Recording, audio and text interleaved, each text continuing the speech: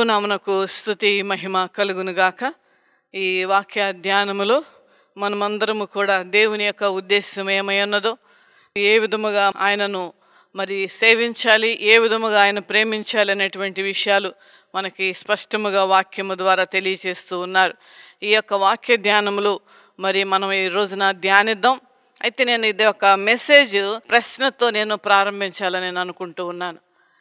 మన జీవితంలో మనకు జరగబోయేటువంటి విషయాలు మనకు తెలుసా?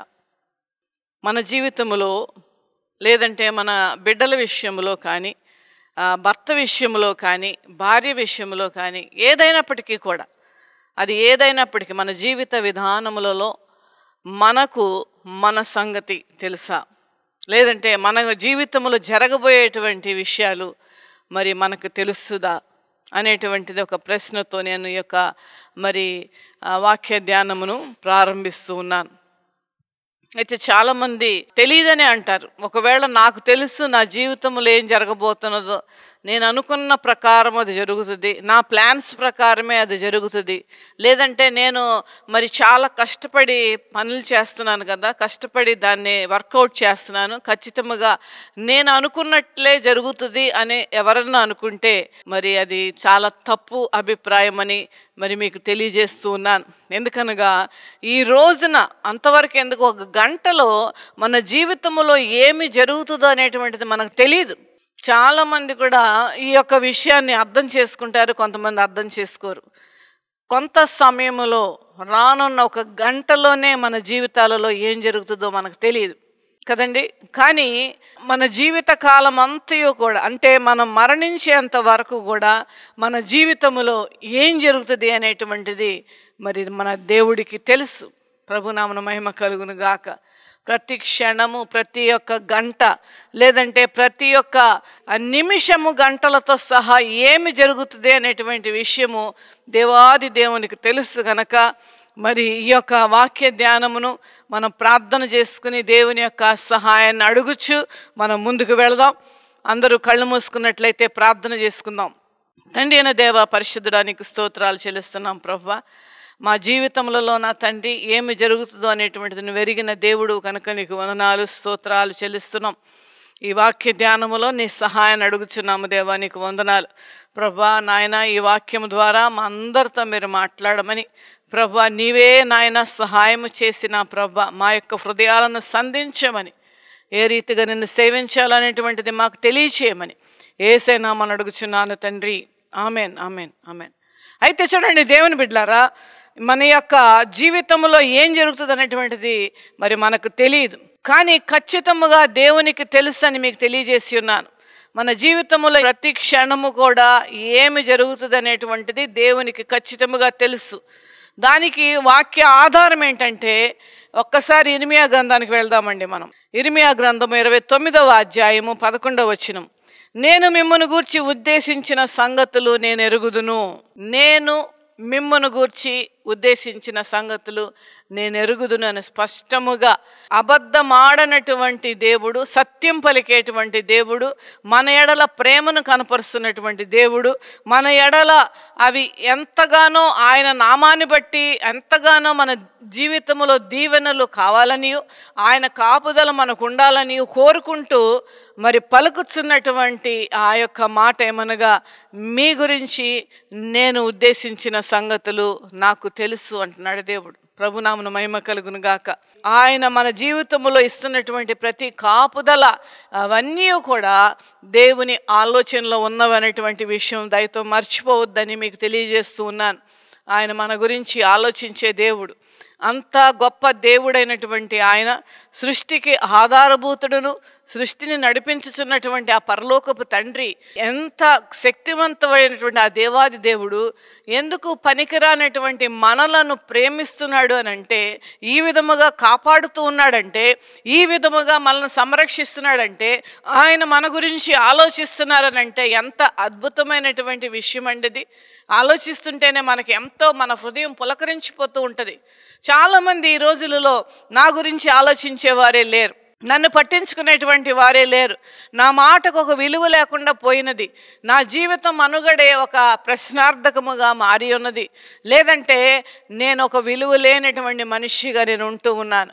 నన్ను పట్టించుకునేటువంటి వారు కానీ, నా గురించి ఆలోచించేవారు కానీ లేరనేటువంటి చాలామంది కృంగిపోతూ ఉంటారు. అయితే మనం కృంగవలసినటువంటి పని లేదు. మన రక్షకుడు, మన ప్రభువు, మన తండ్రి అయినటువంటి ఆ యేసయ్య మన గురించి ఆలోచిస్తూ ఉన్నాడు. హల్లెలూయా, హల్లెలూయా.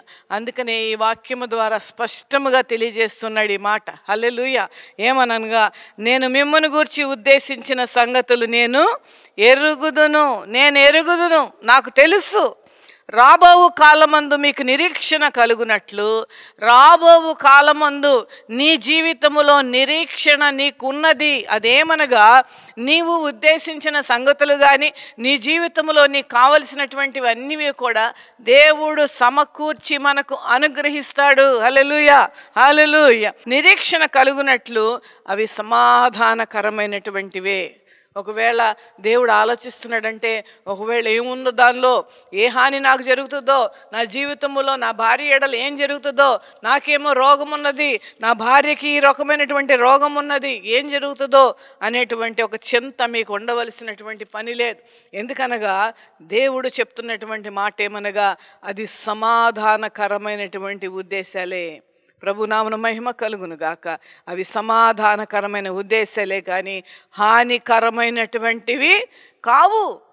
దేవుడు స్పష్టముగా ఒక వాగ్దాన రూపములో ఈ వాక్యము ద్వారా మనతో మాట్లాడుచున్నాడు. ఒక అభయమిస్తూ మాట్లాడుచున్నటువంటి మాట ఇది. ఒక ధైర్యం కలిపేటువంటి మాటలుగా ఇక్కడ స్పష్టముగా ఇరియా ప్రవక్త ద్వారా దేవుడు మాట్లాడుతూ ఉన్నాడు. అవి సమాధానకరమైన ఉద్దేశాలే కానీ హానికరమైనటువంటివి కానే కాదు. అయితే మీరు అడగచ్చు, అయితే మా జీవితంలో ఎందుకు హాని జరుగుతున్నది, మా జీవితంలో మా కుటుంబంలో ఎందుకు హాని జరుగుతుంది, మా వ్యక్తిగతమైనటువంటి మా వ్యాపారములు ఎందుకు హాని కలుగుతుంది, నా ఉద్యోగములో ఎందుకు హాని కలుగుతుంది, నా బిడల విషయములో ఎందుకు హాని కలుగుతుంది అనేటువంటి ఒక ప్రశ్న మీలో రావచ్చు. కానీ హాని అనేటువంటిది దేవుని వద్ద నుండి వచ్చేది కాదు.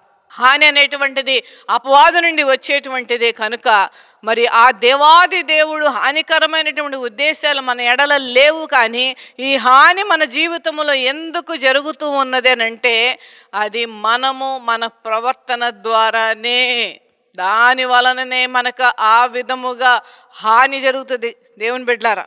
కనుక ఆ హానికరమైనటువంటి విషయాలు మన జీవితంలో జరిగినప్పటికీ కూడా వాటిని తొలగించుకోవడానికి మనం దేవుని సహాయం అడగాలి. అంతేకాదు, చూడండి ఇక్కడ దేవుడు ఏం చెప్తున్నాడంటే, సమాధానకరమైనటువంటి ఉద్దేశములే కానీ హానికరమైనటువంటివి కావు. ఇదే యెహోవా వాక్కు, ఇదే దేవుని మాట, ఇదే దేవుని యొక్క అభయముతో కూడినటువంటి ఒక వాగ్దానము, ఇదే దేవుని యొక్క నిర్ణయము మన ఎడల, ఇదే దేవుని యొక్క శాసనము, ఇదే యెహోవా వాక్కు అని దేవుడు తెలియజేస్తూ, తర్వాత కూడా 12వ వచనములు ఇక్కడ చూద్దామండి. మీరు నాకు మొరపెట్టుదరేని, మీరు నాకు ప్రార్థన చేయుచు వత్తరేని, నేను మీ మనవి ఆలకింతును. నాకు మొరపెట్టడానికి మీరు వస్తారు, నాకు ప్రార్థన చేయడానికి మీరు వస్తారు నా యొద్దకు, అప్పుడు నేను నీ ప్రార్థన ఆలకిస్తాను అంటున్నాడు దేవుడు. హల్లెలూయా. నేను నీ ప్రార్థన ఇస్తాను అనేటువంటి ఇంకొక వాగ్దానం ఇక్కడ దేవుడు చేస్తూ ఉన్నాడు. ఆ తర్వాత చూడండి, ఇవన్నీ కూడా దేవుడు మనకిచ్చినటువంటి వాగ్దానాలే, హానికరమైనటువంటివి కావు, అవి సమాధానకరమైనటువంటివే. అవన్నీ కూడా మీ జీవితంలో మనం నెరవేరుస్తాను, మీరు నా దగ్గరకు వస్తారు, ప్రార్థన చేస్తారు, నా యొద్దకు వస్తారు, నాకు మొర పెడతారు, నేను మొర ఆలకిస్తాను అనేటువంటి వాగ్దానాలు దేవుడు ఇచ్చేసాడండి. మళ్ళా నేను చెప్తూ ఉన్నాను దేవుని బిడ్డలారా, దేవుడు ఒక మాట సెలవిస్తే అది ఖచ్చితంగా నెరవేరుస్తాడు. దేవుడు ఒక మాట మనకు తెలియజేస్తే అది ఖచ్చితంగా మన జీవితంలో నెరవేరుస్తాడు. దేవుడు ఒక వాగ్దానం మనకు చేస్తే ఆ యొక్క వాగ్దానాన్ని మన జీవితం నుండి తప్పించేటువంటి దేవుడు కాదాయన. అయితే ఈ వాగ్దానాలు మన జీవితంలో మనం అనుభవించే విధముగా ఉంటుందంటే దానికి ఒక కండిషన్ పెడుతూ ఉన్నాడు దేవుడు ఇక్కడ. చూద్దామండి. మీరు నన్ను వెదికిన ఎడల, పూర్ణ మనస్సుతో నన్ను గూర్చి విచారణ చేయని ఎడల మీరు నన్ను కనుగొందురు. అస్సలైనటువంటి విషయానికి దేవుడు వచ్చిన్నాడు. ముందు చూడండి, అద్భుత రీతిగా వాగ్దానాలు ఏ విధముగా నేను నెరవేరుస్తానో చెప్పేశాడు. అయితే ఆ వాగ్దానాలన్నీ మన జీవితంలో నెరవేర్చబడాలి అని అంటే ఆ యొక్క దేవుని యొక్క ఉద్దేశాలు, సమాధానకరమైన ఉద్దేశాలు, మంచి ఉద్దేశాలు, ఆశీర్వాదకరమైనటువంటి ఉద్దేశాలు, దీవెనకరమైనటువంటి ఉద్దేశాలు మన ఎడల జరగాలంటే దేవుడు స్పష్టంగా ఒక కండిషన్స్ పెడుతున్నాడండి. దేవుడు న్యాయవంతుడు అన్నటువంటి విషయం మర్చిపోవద్దు దేవుని బిడ్డలారా. నేను చాలాసార్లు అది జ్ఞాపకం చేస్తూ ఉంటాను, మరి ఒక్కసారి జ్ఞాపకం చేస్తున్నాను. దేవుడు న్యాయవంతుడు. ఒక సిస్టమ్ ప్రకారం దేవుడు మనకు ఆశీర్వాదాలు అనుగ్రహిస్తాడు. ఇక్కడ ఏం తెలియజేస్తున్నాడంటే, మీరు నన్ను వెతికిన ఎడల, పూర్ణ మనస్సు నన్ను గూర్చి విచారణ చేయని ఎడల మీరు నన్ను కనుగొందురు. పూర్ణ మనస్సుతో మొట్టమొదటిగా దేవునిని వెతకాలి. దేవునిని వెతుకుట అంటే ఏంటంటే, మనము ఏదన్నా వస్తువు కావాలని అన్నప్పుడు ఎంత శ్రమ పడతామండి. కొన్నిసార్లు ఊర్ల నుండి కూడా మనం తెప్పించడానికి ప్రయత్నం చేస్తాం. లేదంటే అది దొరికేంత వరకు కూడా మనకు సరైనటువంటి మరి సమాధానం మన జీవితంలో ఉండదు. అది దొరికేంత వరకు కూడా మనకు మనశ్శాంతి రాదు. అంత ఇదిగా మనం వెతికి వెతికి వెతికి దానిని మనము పొందుకోవడానికి ప్రయత్నం చేస్తాం. అంతకంటే 1000 రెట్లు దేవునిని మనం వెతకాలి. దేవునిని మనం వెతకాలి అంటే, దేవునిని వెతుకుట అంటే అర్థం ఏంటండి? దేవునిని వెతుకుట అంటే ఏంటంటే, దేవునికి ఏది ఇష్టమో మనం తెలుసుకోవడం, దేవునికి ఏది సంతోషపరిచేటువంటిదో మరి మనం తెలుసుకోవడం, దేవునిని ఏ విధముగా మనము ఆయన ప్రసన్నతను మన మీదకు రావాలి అనేటువంటి ఒక ప్రయత్నాలు మనం చెయ్యాలి. ఒక ఉద్యోగం గురించి ఎంత ప్రయత్నాలు చేస్తాం, కొంతమంది బిడ్డల యొక్క సీటు గురించి ఎంత ప్రయత్నాలు చేస్తామో, లేదంటే ఇంకోటి ఏదైనా ఒక స్థలం కొనాలన్నా, ఒక ఇల్లు కొనాలన్నా, ఒక బట్టలు కొనాలన్నా ఎంతో ప్రయత్నాలు చేస్తాము. కానీ దేవునిని వెతుకుట విషయంలో నిర్లక్ష్యం చేస్తూ ఉన్నాం. ఇది దేవునికి ఇష్టం లేనటువంటి పని. ఇక్కడ కండిషన్ పెడుతున్నాడు. ముందు చెప్పిన వాగ్దానాలన్నీ మన జీవితంలో నెరవేర్చబడాలంటే మనము ఆయనను వెదకాలి. ఆయనకి ఏది ఇష్టమో మనం చేయాలి. ఆయనను వెదకాలి అని అన్నప్పుడు ఆయనకి ఏది ఇష్టమో మనం చేయాలనుకునేటువంటి ఒక మనస్సు మనం కలిగి ఉండాలి దేవుని బిడ్డలారా. అటువంటి ఆలోచన గనక మనకు లేకపోతే మనము దేవుని యొక్క ప్రసన్నతను కోల్పోతాం.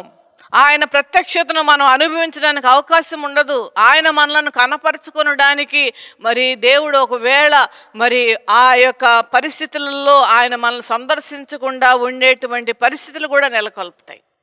ఇక్కడ చూడండి, నన్ను వెతకండి అంటున్నాడు. ఇప్పుడు మనకెవరైనా ఇష్టమైనటువంటి వాళ్ళు మన ఇంటికి వస్తున్నారంటే, లేదంటే మన బిడ్డలు ఎక్కడ హాస్టల్ నుంచి మన ఇంటికి వస్తూ ఉన్నారంటే, వాళ్ళకి ఏది ఇష్టమో మనం చేస్తాం. వాళ్ళకి ఏది కావాలో అది మనం ఇవ్వడానికి ప్రయత్నం చేస్తాం. మనం వండినటువంటి వంటలు వారు తిని ఆనందిస్తూ ఉంటే మనం చూసి మురిసిపోతూ ఉంటాం. మనం చూసి వాళ్ళ గురించి తృప్తి పడుతూ ఉంటాం. మరి దేవుడు కూడా అదే విధముగా మనము ఆయనను మన జీవితము ద్వారా, మన మాటల ద్వారా, మన ప్రవర్తన ద్వారా ఆయనను సంతోష పెట్టాలనేటువంటి ఆలోచన మనం కలిగి ఉండాలి. అదే దేవునిని వెతుకుట అంటే. దేవునికి ఇష్టమైన రీతిగా ప్రవర్తించుట అనేటువంటిదే దేవునిని వెతుకుట అనేటువంటిది. వాక్యములో అనేకమైన విషయాలు దేవుడు ఏం చేయాలో ఏమి చేయొద్దు అనేటువంటిది ఆది కాండము నుండి ప్రకటన గ్రంథం వరకు ఎన్నో మార్లు, కొన్ని వేల సార్లు ఆయన గ్రంథములో రాసుకుని ఉన్నారు. మీరు ఎలా చేయాలి, మీరు ఎలా మాట్లాడాలి, ఎలా ప్రవర్తించాలి, నీ జీవిత విధానం ఏ రీతిగా మలచుకోవాలనేటువంటి విషయం వాక్యము ద్వారా స్పష్టముగా అనేక సార్లు రాయించుకున్నారు. అదంతయు మనం చదువుకుంటూ మనల్ని మనం సరిచేసుకుంటూ మరి ఆయన ప్రసన్నతను మనం పొందుకోవడానికి మన జీవితం ఎల్లప్పుడూ ప్రయత్నములలో ఉండాలి. ఎప్పుడూ కూడా ఆ విషయంలో మాత్రం మనం కాంప్రమైజ్ అవ్వడానికి వీలు లేదు. కనుక దేవుని బిడ్డారా, మొట్టమొదటగా దేవునిని వెతకండి అంటున్నారు. రెండవదిగా ఏమంటున్నారంటే, ప్రభులు వారు పూర్ణ మనస్సుతో ఆయనను వెతకాలంట. చాలామంది ఈ రోజులలో దేవునిని సేవించే విధానము ఒక అలవాటు అయిపోయింది. లేదంటే దేవునిని ఆరాధించుట అనేటువంటిది ఒక నామకార్థమైనటువంటి రీతిగా తయారైనది. అది ఏమాత్రము దేవుడు సహించడండి. ఏమాత్రము దేవుడు దానిని యాక్సెప్ట్ చేయరు. ఏమాత్రము దేవుడు దానిని లక్ష్య పెట్టరు. ఎందుకనగా మన ఆలోచనలు ఎక్కడో ఉంటాయి. మందిరాలకు వస్తాము కానీ మన ఆలోచనలు ఎక్కడో ఉంటాయి. మందిరాలకు వస్తాము కానీ మన యొక్క పనులు ఎక్కడో ధ్యాస ఉంటుంది. కొంతమంది ఫోన్లు చూసుకుంటూ ఉంటారు, కొంతమంది ఎక్కడో ఆలోచిస్తూ ఉంటారు. లేదంటే మందిరంలో సంఘస్థుల మధ్యలో ఏమేం జరుగుతున్నది అనేటువంటి విషయాలు దాని గురించి ఆలోచిస్తూ ఉంటారు. కానీ దేవునిని పూర్ణ మనస్సుతో మనం ఆరాధించాలనేటువంటి విషయం చాలామంది మర్చిపోయారండి ఈ రోజులలో. చూడండి, దేవుడు మన మనస్సులను చూసేటువంటి దేవుడు. మన మనస్సులను దేవుడు చూస్తాడండి. మనం పూర్ణ మనసుతో ఆయన సేవిస్తున్నామా, పూర్ణ మనసుతో ఆయన ఆరాధిస్తున్నామా అనేటువంటి విషయం దేవుడు చూస్తాడు. గనక దయతో మీరు మీ యొక్క దేవునిని ఆరాధించేటువంటి విధానము పూర్ణ మనసుతో మనము ఆయనను ఆరాధించాలి, పూర్ణ మనసుతో ఆయనను సేవించాలి, పూర్ణ మనసుతో ఆయనను మనం కొనియాడాలి దేవుని బిడ్డలారా. కనుక అది కోరుకుంటున్నాడు గనక దేవుడు, మీరు నన్ను పూర్ణ మనస్సుతో వెతికిన యెడల మీరు అప్పుడు నన్ను కనుగొందురు. పూర్ణ మనస్సుతో మనము ఆయనను వెదకని యెడల అంటే కంప్లీట్గా ప్రార్థన చేస్తున్నప్పుడు కంప్లీట్గా ఆయనను మనం చూస్తూ మాట్లాడాలండి. లేదంటే కంప్లీట్గా మన యొక్క హృదయం అక్కడ ఉండాలి. అక్కడ ఒక ఆలోచన, ఇక్కడ ఒక ఆలోచన, ఇక్కడ ఒక పని, అక్కడో పని పెట్టుకొని ప్రార్థన చేయడం, వాక్యం చదువుట వలన దానివల్ల మనం ఏమి కూడా పొందుకోం.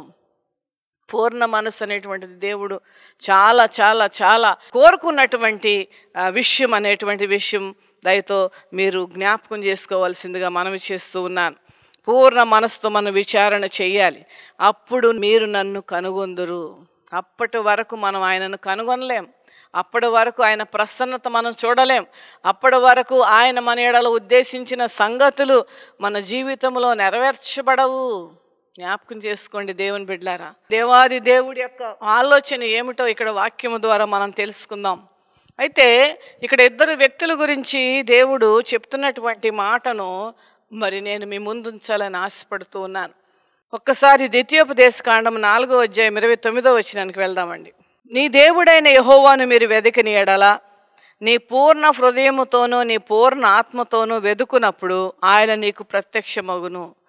ఇర్మియా గ్రంథములో వ్రాయబడినటువంటి మాటే సేమ్ అదే మళ్ళీ ఇక్కడ తెలియజేస్తున్నారనంటే దేవుడు ఎంతగా కోరుకుంటున్నాడో చూడండి. ఈ ద్వితీయోపదేశకాండం మోషే ద్వారా దేవుడు తెలియజేశాడు.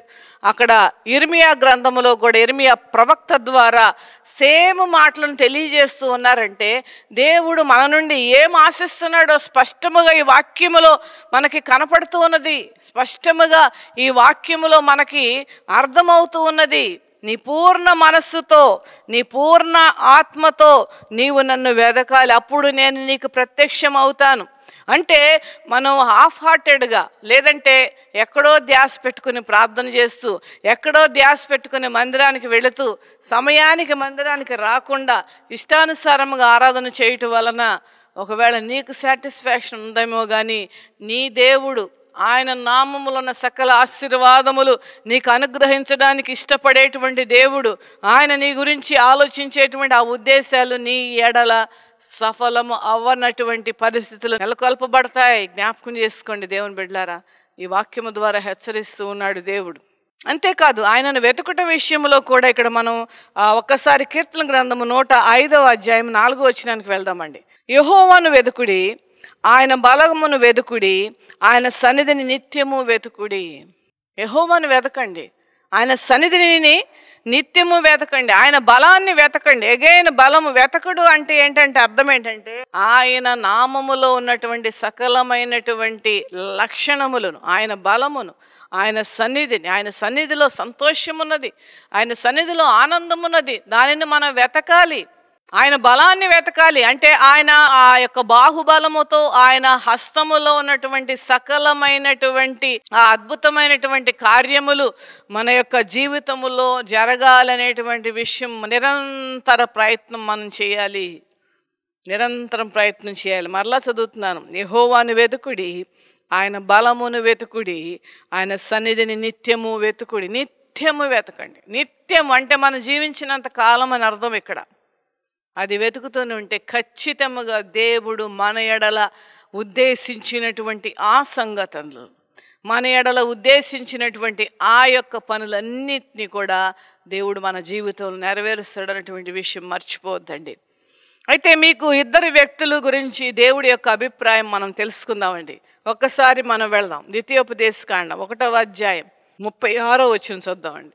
యెఫున్న కుమారుడైన కాలేబు తప్ప మరి ఎవ్వరుడును చూడడు. అతడు పూర్ణ మనస్సుతో యెహోవాను అనుసరించెను గనక అతడు దానిని చూచును. అతడు అడుగుపెట్టిన దేశం నేను అతనికి అతని సంతానమునకి ఇచ్చిదని ప్రమాణము చేసెను. చూడండి దేవుని బిడ్డలారా, దేవుడు ఒక ప్రదేశం అనగా యెరూషలేమును చూపించి దానిలో పాలు తేనెలు ప్రవహించు దేశమునకు సకల ఆశీర్వాదమును నేను దాచిపెట్టినటువంటి ఆ యొక్క దేశమునకు మీకు సమస్తము సమకూడి జరగబడేటువంటి ఆ యొక్క ప్రదేశమునకు నేను మిమ్ములను తీసుకుని వెళ్తాను. మిమ్ములను నేను అక్కడికి తీసుకుని వెళ్ళి నేను మీ ఎడల నాకున్నటువంటి ఉద్దేశాలు అన్నీ కూడా మీ జీవితంలో నేను నెరవేరుస్తానని దేవుడు తెలియజేసి అక్కడికి వెళ్ళినప్పుడు కాలేబు మాత్రం పూర్ణ మనస్సుతో ఆయనను వెతికారంట. కాలేబు మాత్రం, ఇక్కడ చూడండి స్పష్టముగా రాయబడి ఉన్నది, యెఫున్న కుమారుడైన కాలేబు తప్ప మరి ఎవ్వరును కూడా చూడడు. కాలేబు తప్ప మరి ఎవరును కూడా ఆ యొక్క ప్రదేశములో ప్రవేశించలేదని దేవుడు ఎందుకు చెప్తూ ఉన్నాడంటే, కాలేబు మాత్రము పూర్ణ మనస్సుతో ఆ యొక్క మరి దేవుని వెతికి దేవుడు ఏం చెప్పాడో అది తెలియజేసినటువంటి విషయం మనం ఇక్కడ చూస్తూ ఉన్నాం. తర్వాత ఈ వాక్య ధ్యానం మీరు దయతో చేయవలసిందిగా మీకు మనవి చేస్తూ ఉన్నాను. దీని వలన దేవుని ప్రసన్నతను కాలేబు పొందుకొని అతడు మాత్రమే దేవుడు ఉద్దేశించిన సంగతులు, దేవుడు అనుకున్నటువంటి విషయాలు ఆయన జీవితంలో జరగడానికి అది కారణమైనది. దేవుని బిడ్డలారా, మళ్ళా ఇంకొక వ్యక్తి గురించి కూడా మరి దేవుడి యొక్క ఉద్దేశము మనం చూద్దామండి. 2వ దినవృత్తాంతాల గ్రంథము 25వ అధ్యాయము 2వ వచనం చూద్దామండి. అతడు యెహోవా దృష్టికి యథార్థముగా ప్రవర్తించెను గాని పూర్ణ హృదయముతో ఆయనను అనుసరించలేదు. చూడండి ఎంత స్పష్టముగా, ఒకవేళ యథార్థముగా నేను ప్రవర్తిస్తున్నాను కదా, నేను యథార్థముగా ఉంటున్నాను కదా, దేవుని దృష్టిలో నేను యథార్థముగానే మాట్లాడుతున్నాను కదా అని ఒకవేళ మనం అనుకొని సాటిస్ఫై అవుతున్నామేమో. స్పష్టముగా దేవుడు చెప్తున్నాడు ఈ వాక్యము ద్వారా. మళ్ళా చదువుతున్నాను చూడండి. 2వ దినవృత్తాంతాల గ్రంథం 25వ అధ్యాయం 2వ వచనం. అతడు యెహోవా దృష్టికి యథార్థముగా ప్రవర్తించెను గాని పూర్ణ హృదయముతో ఆయనను అనుసరించలేదు. అంటే యథార్థముగా ప్రవర్తించినప్పటికీ కూడా పూర్ణ మనసుతో మనం ఆయనను ఆరాధించకపోతే, పూర్ణ మనస్సుతో ఆయనను సేవించకపోతే మరి ఏం కోల్పోతాం అనేటువంటిది ఇక్కడ మనకు తెలియజేస్తూ ఉన్నారు. దేవుని యొక్క ఉద్దేశం, ఆ తండ్రి అనేటువంటి ఉద్దేశము అమాజ్య అనేటువంటి వ్యక్తి ఏ విధముగా యథార్థంగా ప్రవర్తించినప్పటికీ కూడా హృదయపూర్వకముగా మరి ఆయనను సేవించలేదనియు మరి పూర్ణ హృదయముతో ఆయనను ప్రేమించలేదని స్పష్టముగా ఆ యొక్క వ్యక్తి ఎడల దేవుని యొక్క ఉద్దేశము తెలియజేస్తూ ఉన్నారు. దేవుని బిడ్డలారా, అయితే చూద్దాం, మనము దేవునిని వెతుకుట అనేటువంటిది ఇక్కడ స్పష్టముగా వ్రాయబడి ఉన్నదండి. ఒక్కసారి మరలా 105వ కీర్తనకి వెళ్దామండి. 105 3వ వచనం చూద్దామండి. ఆయన పరిశుద్ధ నామమును బట్టి అతిశయించుడి, యెహోవాను వెదుకువారు హృదయమందు సంతోషించెదరు. ఒకవేళ నువ్వు అనుకోవచ్చు, దేవునిని వెతుకుట వలన నాకేం కలుగుతుంది, దేవునిని నేను వెతుకుట వలన నాకేమి లభిస్తుందని ఒకవేళ నువ్వు అనుకోవచ్చు. ఇక్కడ స్పష్టముగా అది కూడా దేవుడు ఒక క్లియర్గా మనకి తెలియజేస్తున్నటువంటి మాట ఏమనగా, ఆయన పరిశుద్ధ నామమును బట్టి అతిశయించుడి, యెహోవాను వెతుకువారు హృదయమందు సంతోషించెదరు. నువ్వు దేని విషయం నీ జీవితంలో జరగాలని నువ్వు అనుకుంటున్నావో, నీ యొక్క కుటుంబంలో ఏది కావాలని నువ్వు కోరుకుంటూ ఉన్నావో, నీ యొక్క బిడ్డలేడలు కానీ, నీ వ్యాపారంలో కానీ, నీ ఉద్యోగంలో కానీ, నువ్వు చేస్తున్నటువంటి సమస్త పనులలో కానీ నువ్వు సంతోషము సమాధానము నువ్వు కోరుకుంటూ ఉంటుంటే దేవునిని వెతుకుట ప్రారంభించు. దేవుని ప్రసన్నతను పొందుకోవాలి నువ్వు ప్రారంభించు. అప్పుడు నీ హృదయంలో నీకు సంతోషం వస్తుంది. లేదంటే నువ్వు చేసేటువంటి ప్రతిదీ కూడా ఒక్కొక్కసారి నువ్వు ఫెయిల్ అయ్యేటువంటి అవకాశం ఉన్నది. నువ్వు చేస్తున్నటువంటి ప్రతి ప్రయత్నములలో కూడా దానిలో లాభము కానీ, లేదంటే దానిలో ఫలితము కానీ, లేదంటే దేవుని ప్రసన్నతను చూచుట విషయములలో కానీ నువ్వు ఖచ్చితముగా డిసప్పాయింట్మెంట్ అయ్యే పరిస్థితులు వస్తాయి. ఎందుకనగా దేవునిని వెతుకుట అనేటువంటిది మనస్ఫూర్తిగా మనం చేయాలి. దేవునిని ఆరాధించుట అనేటువంటిది నువ్వు పూర్ణ హృదయముతో నువ్వు చేయాలి. అప్పుడే ఆయన యొక్క కనుదృష్టి నీ మీదకు వస్తుంది. అప్పుడే ఆయన నిన్ను ప్రేమించుట ప్రారంభిస్తాడు. నువ్వు ఎక్కడో మనసు పెట్టేసుకొని, ఎక్కడో నీ పనుల మీద నువ్వు ఎంతసేపు దాని మీద ధ్యానం పెట్టుకొని, ప్రతి దినము కూడా, ప్రతి గంట కూడా ఈ లోక సంబంధమైనటువంటి విషయాలతో నువ్వు పరుగులెడుతూ, ప్రాకులాడుతూ, ఆశపడుతూ, నువ్వు పరిగెట్టుకుంటూ చేస్తూ, దేవుని మీద పూర్ణ హృదయముతో, పూర్ణ ఆత్మతో మరి ఆయనను వెతకకుండా నువ్వు జీవితంలో చేస్తూ ఉంటుంటే నీవే చాలా కోల్పోవలసినటువంటి అవకాశం ఉన్నది దేవుని బిడ్డలారా. అదే చెప్తూ ఉన్నాడు వాక్యాల ద్వారా. మీకు స్పష్టంగా అన్నీ చెప్పాను. మరలా ఈ యొక్క వాక్యాలన్నీ కూడా మీరు రాసుకొని మరలా మేము ధ్యానించవలసిందిగా ప్రభు పేరట మనవి చేస్తూ ఉన్నాను. కనుక ఆయన సన్నిధిని మనం నిత్యము వెతుకుదాం. ఆయన పూర్ణ మనసుతో ఆ గొప్ప దేవుడిని, ఆ యొక్క నిజమైనటువంటి దేవుడను, జీవము కలిగినటువంటి దేవుడను, సర్వ సృష్టికి ఆధారభూతుడును, సర్వాధికారి అయినటువంటి ఆ దేవాది దేవుని మనం నిత్యము వెతుకుదాం. పూర్ణ మనసుతో వెతుకుదాం. ఆయన ప్రసన్నతను మనం పొందుకుందాం. అప్పుడు దేవుడు మన ఎడల, మన జీవితం ఎడల, మన బిడ్డల ఎడల ఆయనకున్నటువంటి ఉద్దేశ్యములు సమాధానకరమైనటువంటి ఉద్దేశాలుగా మనకు కనపరుచుకొని ఆయన నామములో ఉన్న సకల ఆశీర్వాదాలు దేవుడు మనకు అనుగ్రహిస్తాడు. అటువంటి కృప వాక్యం విన్న ప్రతి బిడ్డకి దేవుడు అనుగ్రహించును గాక.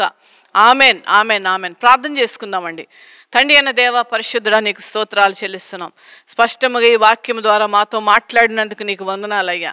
అయ్యా, మేము భక్తి ఎలా చేస్తున్నాం అనేటువంటిది మమ్మల్ని మేము పరీక్షించుకునే మనసు దయచేయము నాయన. ఏదో నామకార్థమైన భక్తి చేస్తున్నామా ప్రభువా, నామకార్థమైన ప్రార్థనలు చేస్తున్నామేమో ప్రభువా, నామకార్థముగా ఏదో మందిరాలకు వెళ్తున్నామేమో ప్రభువా, కానీ నీ పూర్ణ మనస్సుతో మేము నిన్ను ఆరాధించట్లేదేమో తండ్రి, నిన్ను గణపరచట్లేదేమో తండ్రి, నిన్ను ప్రభువా ప్రసన్నతను ప్రభువా పొందుకోవాలన్నటువంటి తాపత్రయం మాలో లేదేమో ప్రభువా.